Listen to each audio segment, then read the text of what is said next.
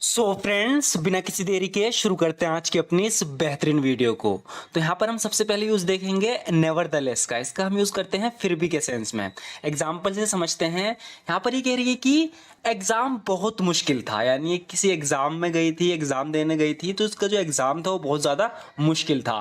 तो मुश्किल के लिए हम डिफिकल्ट का यूज कर सकते हैं, टफ का यूज कर सकते हैं, लेकिन हम यहाँ पर ऐसे बोल सकते हैं कि the exam was extremely challenging. The exam was extremely challenging, यानी एग्जाम बहुत चैलेंजिंग था, बहुत मुश्किल था। फिर भी मैं क्लास में सबसे ज्यादा नंबर लाने में कामयाब रही। Nevertheless I managed to score the highest in the class. Nevertheless I managed to score the highest in the class. तो यहाँ पर फिर भी के सेंस में हमने यूज किया है नेवरदलेस का। तो ये पूरा सेंटेंस है ये वो, जैसे कि the exam was extremely challenging, nevertheless I managed to score the highest in the class. यानी एग्जाम चैलेंजिंग था, मुश्किल था, फिर भी मैं क्लास में सबसे ज्यादा नंबर लाने में कामयाब रही। इसके कुछ और एग्जाम्पल देखते हैं। मैं बहुत थकी हुई थी, फिर भी मैं पढ़ती रही। अब इसे इंग्लिश में बोलेंगे, I was very tired, nevertheless I kept studying. I was very tired, nevertheless I kept studying। यानी मैं बहुत थकी हुई थी, फिर भी मैं पढ़ती रही। तो आज के बाद nevertheless का मतलब समझ जाना। इसका सेंस ज़्यादातर यूज होता है फिर भी के सेंस में, जैसे कि यहाँ हो रहा है, I was very tired, nevertheless I kept studying। मैं बहुत थकी हुई थी, फिर भी मैं पढ़ती रही। या हम थोड़ा सा चेंज करके अगर नेवरदलेस का यूज, बिना नेवरदलेस का यूज करके हम बनाए, तो इवन दो हम यहाँ पर यूज कर सकते हैं कि even though I was tired. ये हम इसका दूसरा बता रहे हैं आपको। इसका कह रहे हैं कि even though I was tired I carried on with my studies. I carried on with my studies का आप यूज कर सकते हो, थोड़ा ज्यादा अट्रैक्टिव लगेगा। Even though I was very tired I carried on with my studies. मैं थकी हुई थी, फिर भी मैं पढ़ती रही। तो यहाँ पर हम इवन दो का यूज कर रहे हैं, या हम सिंपली नेवरदलेस का करेंगे। I was very tired, nevertheless I kept studying. बहुत थकी हुई थी, फिर भी मैं पढ़ती रही।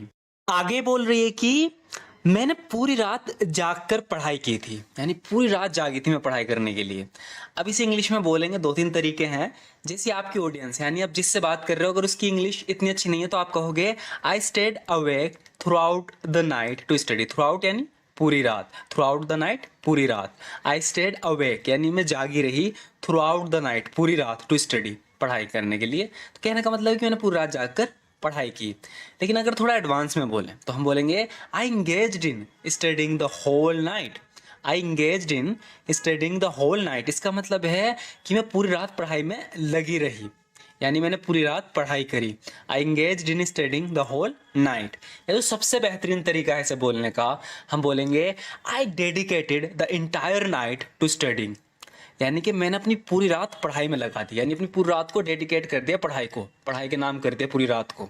इस तरीके से जब हम इस सेंस में बात करते हैं कि I dedicated the entire night to studying, I dedicated the entire night to studying, यानी मैंने अपनी पूरी रात पढ़ाई में लगा दी। कहने का मतलब है कि पूरी रात जाकर पढ़ाई की। ये करना आसान नहीं था, इसमें बहुत मेहनत लगी। This wasn't N easy task, it required a load of hard work. Require की जगह हम बोल सकते हैं it involved a load of hard work, यानी इसमें बहुत मेहनत लगी। This wasn't N easy task, it required a load of hard work.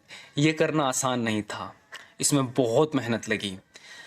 Exam में टॉप करना आसान काम नहीं होता। इसे इंग्लिश में बोलेंगे topping the exam is not an easy task. Topping the exam is not an easy task, यानी एग्जाम में टॉप करना आसान काम नहीं होता। या हम कहेंगे achieving the top position in the exam is no piece of cake. ये नो पीस ऑफ केक का मतलब है कि आसान नहीं है। Achieving the top position in the exam is no piece of cake, यानी एग्जाम में टॉप करना, पहली रैंक लाना, टॉप वाली रैंक लाना आसान नहीं है। या तो आप बोलोगे topping the exam is not an easy task, या हम कहेंगे achieving the top position in the exam is no piece of cake. आजकल महंगाई तेजी से बढ़ रही है। इंग्लिश में बोलने के दो तीन तरीके हैं। जब भी हम आपस में बातचीत करते हैं तो महंगाई का जिक्र छिड़ ही जाता है, तो हम बोलेंगे now days inflation is rising rapidly. Now days inflation is rising rapidly, यानी आजकल महंगाई तेजी से बढ़ रही है, या हम कहेंगे ये ज़्यादा बेटर है। ध्यान रखना, आप कोशिश करना कि इसका यूज़ करो क्योंकि इसका सबसे ज़्यादा यूज़ होता है। These days the cost of living, क्या बोलेंगे हम? द कॉस्ट ऑफ लिविंग, यानी जो हमारे रहने का खर्चा है, इसे हम महंगाई बोलते हैं। इन्फ्लेशन की जगह हम बोलेंगे यहाँ पर the cost of living. These days the cost of living is increasingly at a rapid pace. Pace मतलब रफ्तार से, तेज की रफ्तार से आजकल महंगाई बहुत तेज से बढ़ रही है। These days the cost of living is increasing at a rapid pace. या हम ऐसे बोल सकते हैं, सबसे आसान है ये, currently there is a sharp price in prices. Prices का मतलब है महंगाई में, मतलब महंगाई में बहुत तेजी आई कुछ ही दिनों में, करंटली हाल ही में। Currently there is a sharp price in prices. ऊपर से आजकल काम मिलना बहुत मुश्किल हो रहा है। कह रहा है कि तो महंगाई बढ़ रही है, एक बात तो हमने कह दिया, अब उसमें हम दूसरी बात बोल रहे हैं, तो हम कह रहे हैं कि ऊपर से, यानी इसके अलावा, साथ ही साथ जब भी इस तरह के वर्ड यूज होते हैं ना, तो हम on top of that, besides, in addition to that, apart from that, किसी का भी यूज कर सकते हैं जब हम अपनी बात में इंफॉर्मेशन ऐड कर रहे हैं। इंफॉर्मेशन कैसे ऐड कर रहे हैं हम? यहाँ पर हम अपनी पहली बात बता रहे हैं ना कि आजकल महंगाई तेजी से बढ़ रही है। अब इसी के आगे हम कह रहे हैं कि साथ ही साथ, ऊपर से है, इसी के साथ साथ, यानी इसके अलावा, जब भी हम इसको कहने के बात बोलेंगे कि साथ ही साथ क्या हो रहा है कि काम मिलना भी बहुत मुश्किल हो रहा है, तो इसी बात में हम दूसरी बात को ऐड कर रहे हैं, तो हम बोलेंगे ऑन टॉप ऑफ दैट। हम कह सकते हैं कि इन एडिशन टू दैट या अपार्ट फ्रॉम दैट, कुछ भी बोल दो। On top of that it's become very difficult to find work this days. On top of that it's become very difficult to find work this days. ऊपर से आजकल काम मिलना बहुत मुश्किल हो रहा है। तो महंगाई बहुत हो रही है, ऊपर से काम मिलना मुश्किल हो रहा है। हम ऐसे भी कह सकते हैं एडिशनली यहाँ पर भी हम अपनी बात को जोड़ रहे हैं, getting work is become increasingly challenging these days. गुजारा करना भी आजकल मुश्किल हो रहा है। गुजारा करने का मतलब है कि कमाई कम है और घर के खर्चे बहुत ज़्यादा हैं, तो यानी कि गुजारा करना मुश्किल हो। अब गुजारा करने के लिए हम गेट बाय का यूज़ कर सकते हैं। एक तरीका और है, सबसे पहले गेट बाय का देखते हैं। Getting by is becoming difficult these days. Getting by is becoming difficult these days. तो यहाँ पर गेटिंग बाय का क्या मतलब है? गुजारा करने से। गुजारा करना भी आजकल मुश्किल हो रहा है। Getting by is becoming difficult these days. लेकिन इसका ज़्यादातर यूज़ होता नहीं है। ज़्यादातर जो यूज़ होता है वो इसका होता है, it's getting tough to make ends meet nowadays. Make ends meet का भी मतलब गुजारे से ही होता है ना। It's getting tough to make ends meet nowadays. गुजारा करना भी आजकल मुश्किल हो रहा है। या हम ऐसे कह सकते हैं कि इस नौकरी से गुजारा करना मुश्किल है। इस नौकरी से गुजारा करना मुश्किल है। हम फिर से मेक एंड्स मीट का यूज करेंगे। Making ends meet with this job is challenging.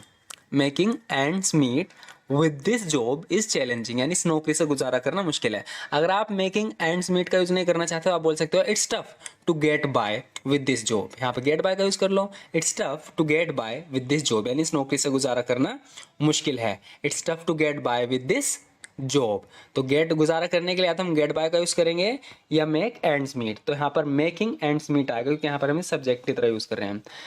So friends, आज की वीडियो में बस इतना ही। आपको ये वीडियो कैसी लगी ज़रूर बताना। अगर आप इस तरह की और भी वीडियोस देखना चाहते हो, क्योंकि ये वीडियोस आपकी इंग्लिश को बहुत बेहतरीन तरीके से इम्प्रूव करेंगे। अगर आपने कुछ समय इस तरह की वीडियोस आप देखते रहे ना, तो आपकी इंग्लिश काफ़ी ज़्यादा इम्प्रूव हो जाएगी। आप इजीली बोल पाओगे, किसी भी टॉपिक पर आप बोल लोगे।